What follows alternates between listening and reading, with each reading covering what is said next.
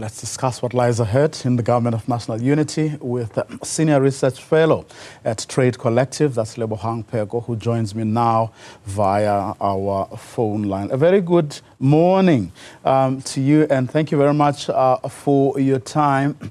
Well, ahead of the elections, folks, of course, when predictions were made that the ANC wouldn't get a majority, business, by and large, the markets and those types of people were praying for an ANC Democratic Alliance coalition of sorts, and they've got it. And those are the people who are sitting around the table today discussing, of course, among other things, how to turn our economy around. Yeah, sure. I mean, that's absolutely true. I think that the hope from the markets, such as they are, and such as I think it's problematic to be beholden to nameless, faceless markets, was very much around the center-right type of political formation, which would place economic policy at the forefront, which would enable market interests, business interests, deregulation, currency deregulation, and labor deregulation, all of these sorts of instruments to be put in place so that the much vaunted and so far not very successful trickle-down theory, where, the theory is that when you open up the markets and you enable free enterprise, then of course this is supposedly going to enable greater job creation, entrepreneurship, more vitality in the economy. That has not worked for us at all for the last 30 years. But you're very right that this was what especially external actors were hoping for, to the extent where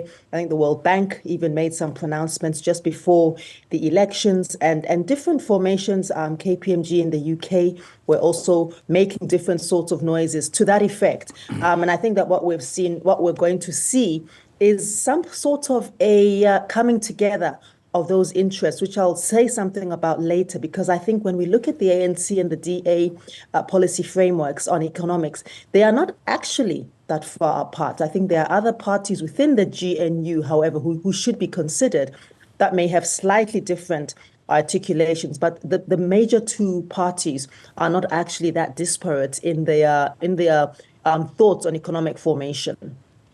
Of course, as you were talking on the right-hand side of the screen, we were playing all live visuals from that Lekgotla, lots and lots of political parties from different backgrounds coming together, of course, as a part of this Government of National Unity.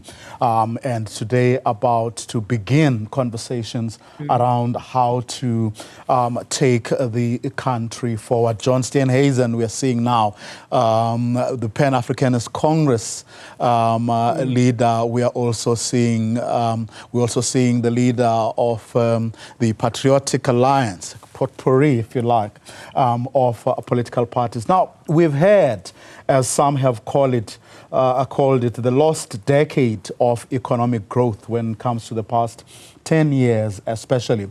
But there seems to be a sense that reforms are slowly beginning to bear fruit from, in terms of economic growth, we're looking at 1.1% from 0.6. Measly, but some covering some ground nevertheless. And it was for that reason that those faceless markets, you call them, and a whole host of other people and institutions were praying for a democratic alliance, ANC, government or coalition. So you mentioned the 0.6 to 1.1%. Now, measly, you might say, but that actually represents a double increase, a 100% increase from a very, very weak baseline, admittedly. And of course, that weak baseline has to do with COVID. It is also to do with previous missteps of the ANC government in terms of how they've managed, some aspects of the economy. So I think, the 100% increase is something to nod to and hope that there'll be more of this, because what that also does is that it does then build a sort of sense of buoyancy, not only in markets, those faceless markets of ours, but also in the local productive sector, which I think is extremely important as a as a pillar and an anchor of where economic growth should be driven. So some of the things that I think, especially the NDP, for example, is concerned with and is really working very hard towards, is building a policy framework for entrepreneurship. Now, we know that entrepreneurship in this country accounts for 65 to 70% of employment. So this whole idea that big business and foreign direct investment is what drives the economy is a bit of a fallacy. We're also aware that it is smaller businesses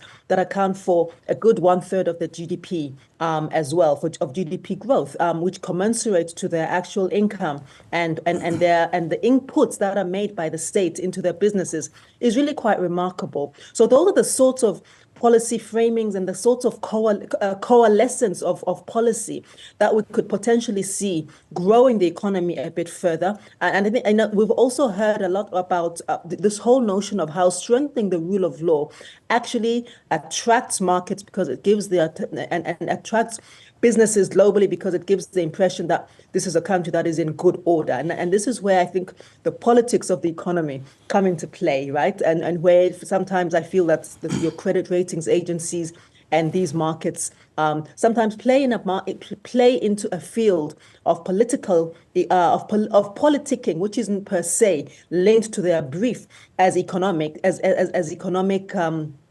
pundits, but there is certainly no doubt that there is a connection between the sense of a country that is functioning optimally, a country in which, for example, there is a consequence management for the huge, some of the looting, some of the gross, the gross misdemeanors that have happened across some state organs, state-owned enterprises, and so forth, where people, instead of being perhaps convicted or tried or fired and dismissed, we either find them on suspension for years with full pay, or we find them being promoted upwards, failing upwards, at a time into a less conspicuous position once it has the furore has dissipated from the public eye. So I think that these are the sorts of things that a GNU is ideally placed to deal with, because you have less of a ANC protectionism around their cronies and around their deployees, and perhaps a layers of watchdogs and partners in government, which probably is where at 30 years we need to be. And lastly, to say that, of course, even though there's a theory that says that driving growth and development by freeing up markets and competition is the way to go, I would disagree, because that hasn't worked very well for us in the past. But I would want to say that we are at a point right now where we are at a position where the state, and including the Reserve Bank, could also play a much more pivotal role. And I know that between these coalition partners, there are very disparate views on the role of the Reserve Bank. Some of them think that the Reserve Bank should be a bit more activist, and I seem to fall within that parameter myself. Others feel that they're doing exactly what they need to do, which is just to print money, increase and decrease interest rates, and monitor our fiscal policy, monitor our fiscal health, as it were. But I think that it's almost impossible to monitor fiscal health and monetary policy without having without being cognizant of how this hampers or impacts on the economy. So, for example, during COVID, what some countries did, which I think is a proposal that might have some traction in this time, was to then enable flow money into the industries which were successfully retaining jobs, in order to ensure that jobs were protected. And these are basic, simple things that could be done in order to enable us in the next 12 to 18 months to see a much more vigorous growth, which isn't hampered by ideological differences, but basically by what needs to be done in a practical way to get the South African economy galvanized far more quickly.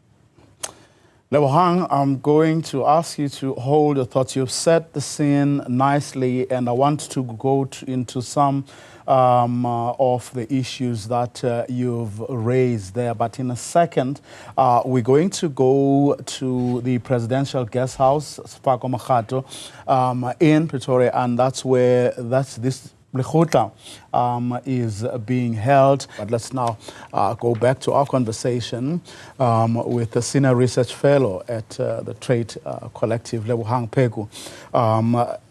A lot of our time has now been taken by those ministers. But I want to pick up on a couple of issues that you and I were talking about, but which also the minister in the presidency touched on. From what she told us, the National Development Plan, which you mentioned, is going to guide the conversations going on there.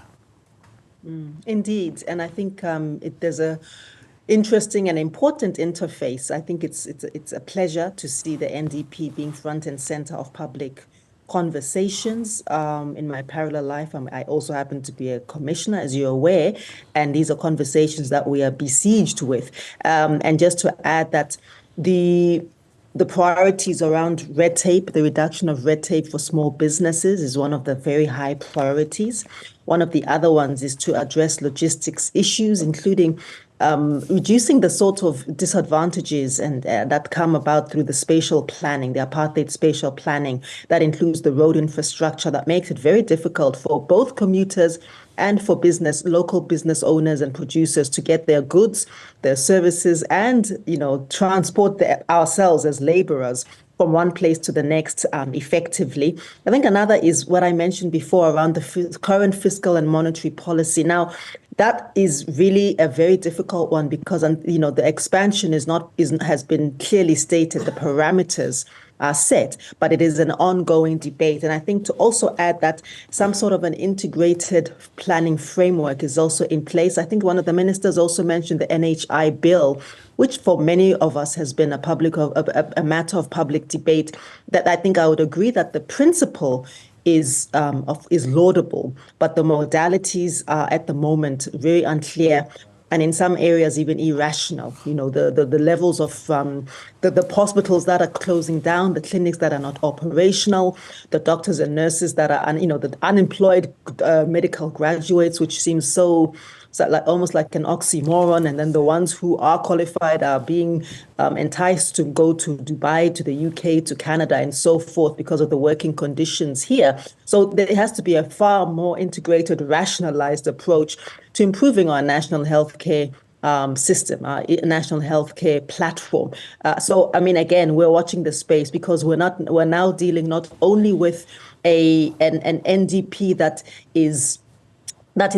has been taken its mandate from a government for the last 3 terms that was led by a majority ANC party, but of course by a multi-party constituency, and how that may or may not even influence the direction. But what we're hoping is certainly that the National Development Plan will continue to be the North Star and the guiding light, particularly if the GNU conversations become too fractious, to remind the colleagues that this is really the national plan and not a party political plan. We will all certainly be watching this space, as you say, and the direction, of course, that those conversations are going to take. But as we have been told, there will be no media briefing after the sitting of the Lekgotla. All the outcomes and decisions will be announced by the President in his opening of Parliament speech, which will be bringing to you live on Thursday. Lebohang Pheko, let's leave it there for now. Thank you very much for your time.